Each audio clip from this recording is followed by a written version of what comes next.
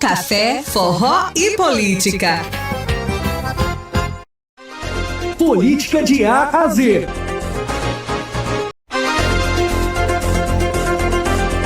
Política de A a Z.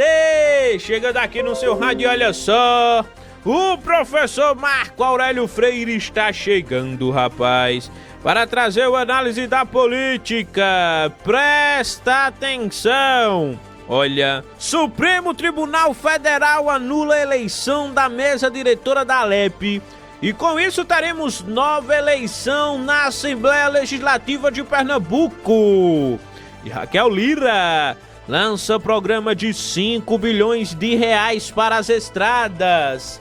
Quem fala sobre tudo isso é o professor Marco Aurélio Freire. Bom dia, professor. Bom dia, ouvintes da Rádio Cidade. Bom dia, ouvintes do Café, Forró e Política. Bom dia, meu amigo Lucas Medeiros. Lucas, hoje vamos falar de duas notícias, uma do ponto de vista do Poder Executivo e outra do ponto de vista do Poder Legislativo, mas ambas notícias estão entrelaçadas. E aí eu começo pela questão do Executivo. É que é o seguinte, a governadora Raquel Lira lançou um programa chamado Pé na Estrada, que ela visa investir aí mais de 5 bilhões de reais em obras, né, nas rodovias pernambucanas. E tem mais. Não só nas rodovias, mas também nas vias de acesso das várias cidades em todas as regiões do estado.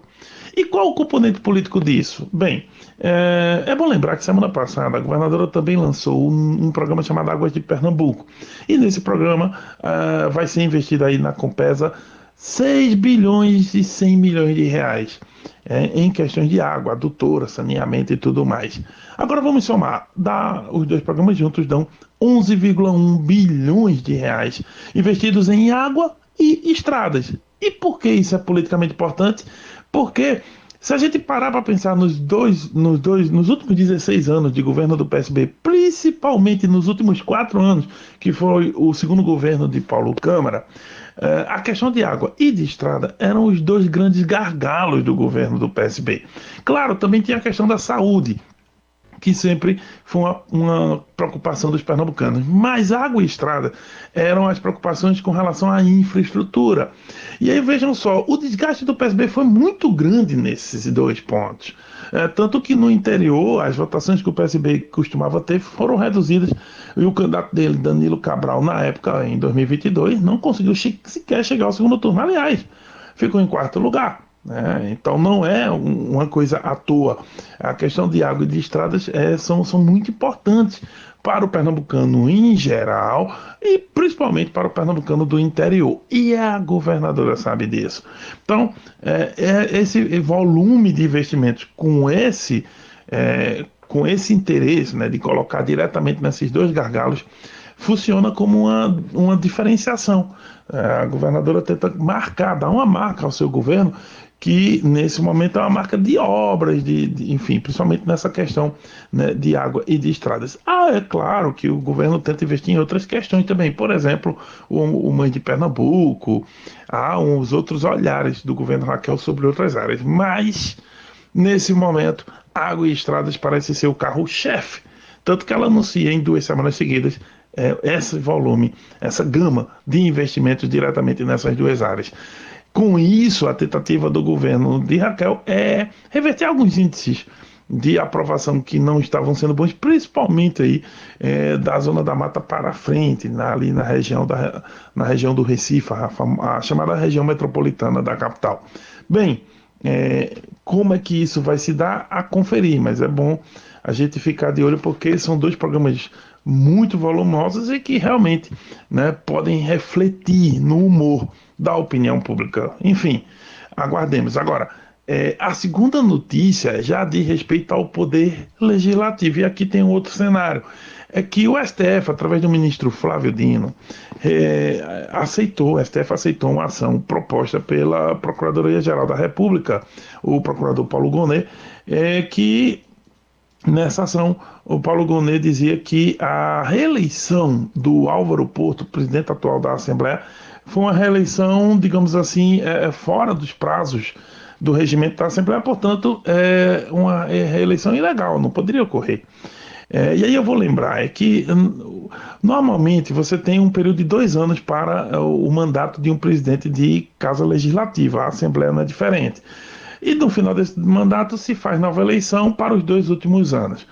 Só que no caso, Álvaro Porto, que se elegeu logo na chegada dele à Alep, agora em 2023, antecipou essa eleição. Ela poderia ser feita ali no começo de 2025, mas ele antecipou para o meio do ano e levou a eleição, a reeleição dele, né? Fez a antecipação aí da eleição da mesa diretora, não só da presidência.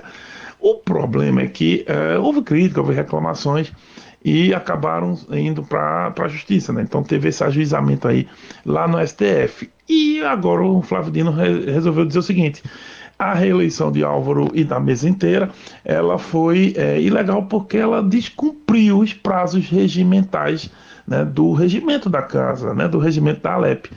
Com isso, o ministro disse que é preciso colocar essa reeleição entre os prazos do dia 1º de dezembro até 1º de fevereiro, ou seja, entre dezembro e fevereiro deve ser feita a reeleição. Então, o que vai ocorrer, e o presidente Álvaro Porto já disse que vai acatar, é remarcarem a eleição aí, refazerem, né, essa eleição e, né, a partir de 1º de dezembro. Tá, isso é a notícia do ponto de vista jurídico. Mas pensando politicamente, aqui a gente tem alguns cenários, porque a reeleição do Álvaro Porto foi feita em outro clima. Foi feita num momento no qual ele vinha em atrito com a governadora e ela vinha enfrentando dificuldades na casa, mas ele ainda não tinha feito um movimento muito claro em torno de João Campos. Depois da eleição dele, ou melhor, reeleição, ele realmente se aproximou muito fortemente de João Campos, já indicando um caminho político claro, e mesmo ele pertencendo aos quadros do PSDB de Raquel Lira. Então, aqui eu tenho um movimento. A governadora e Álvaro estavam em atrito, ele venceu a eleição, né, antecipada, a reeleição no caso, e já fez movimentos políticos em torno do maior adversário potencial da governadora. Ok, só que de lá para cá o que houve? Tivemos eleição e estamos tendo eleições. E a governadora teve suas vitórias políticas em vários locais do estado e em número de prefeitos também. E ainda tem segundo turno e, por exemplo, tudo indica que em Paulista Raquel vem e é um município importante da região metropolitana do Recife, onde ela tem dificuldade de aprovação. Olinda, as pesquisas indicam que Mirella, a candidata dela, também está na frente. Então você tem um cenário diferente. E é o seguinte, haverá recomposição do governo Raquel, muito provavelmente depois da eleição, talvez até mudança de secretariado, e consequentemente com a eleição da mesa voltando para o debate político, tudo indica que pode haver novas configurações. E essa configuração, porque não é uma eleição só da presidência, é a eleição de toda a mesa, secretaria, vice-presidência e tudo mais. Então o que ocorre? Ocorre que é provável que haja uma nova renegociação e que pode até haver um bate-chapa mais forte agora contra o Álvaro Porto, a coisa pode mudar de figura. Tanto que Antônio Moraes, que é um deputado muito fiel ao governo Raquel, pode se lançar candidato agora, porque a governadora vem diferente o jogo, ela vem mais forte na Alep, muito provavelmente depois dessas eleições, principalmente se Paulista e Olinda se confirmarem a favor dela, já que ela já ganhou Caruaru. Embora a oposição também tem força porque tem Recife, porque tem Garanhuns, tem Petrolina, enfim, mas é um embate diferente do que houve no meio do ano, sem dúvida.